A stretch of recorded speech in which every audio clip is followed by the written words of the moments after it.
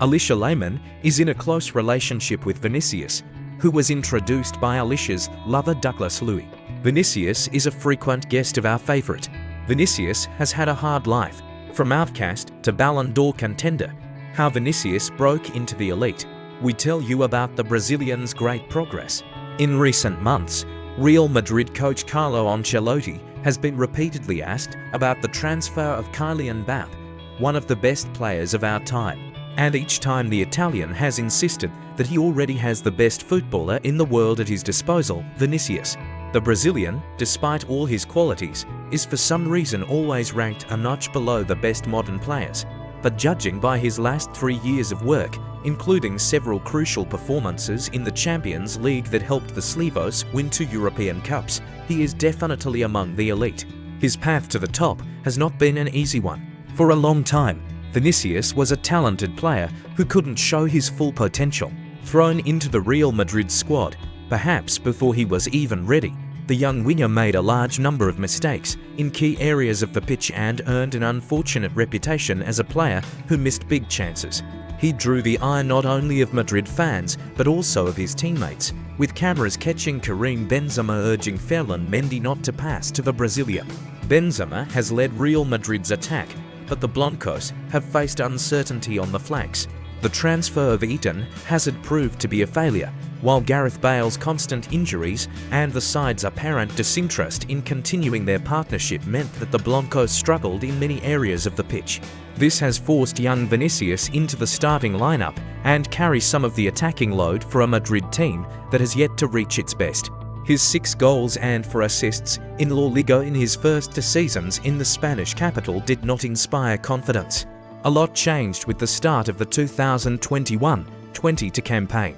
Real Madrid were different that season, largely due to Ancelotti returning to the head coaching position 6 years after leaving. He simplified the team's style of play, asking creative players to act more individually rather than following the rote attacking systems that had consumed European soccer in recent years. Benzema was at the centre of it all. The Frenchman was allowed to move in and out of free space in front of the opposition goal, taking the ball deep while leaving space for other players.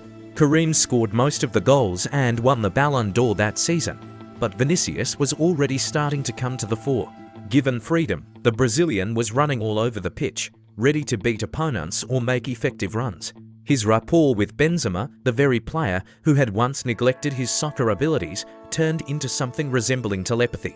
The Brazilian's numbers clearly showed it all: 17 goals in La Liga, 4 in the Champions League. He also gave 16 assists in all competitions. Vinicius, who was only 21 years old, was reaching a new level. Perhaps the most important moment of that season and the years that followed was a goal in the main match of the year.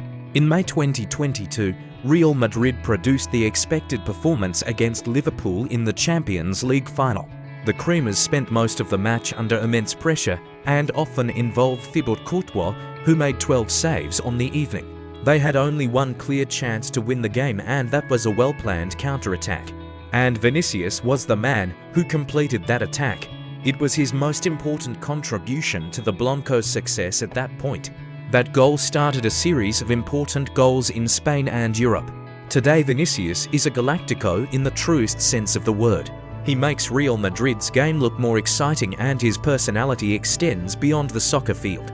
He has a huge number of followers on social media, spends time with Neymar and advocates a lot of ideas both in and out of the game. There are also some less pleasant situations where he finds himself in the spotlight. This is primarily due to racism. The Brazilian is often insulted in stadiums. But, according to other players, he himself often hurts both opponents and their fans. Nevertheless, despite all his qualities, Vinicius' talents don't seem to be universally recognized.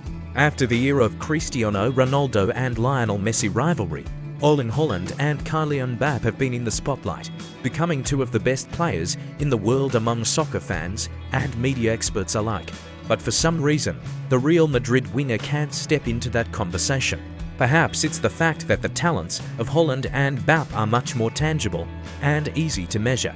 They both score plenty of goals and are undisputed star players on their respective teams.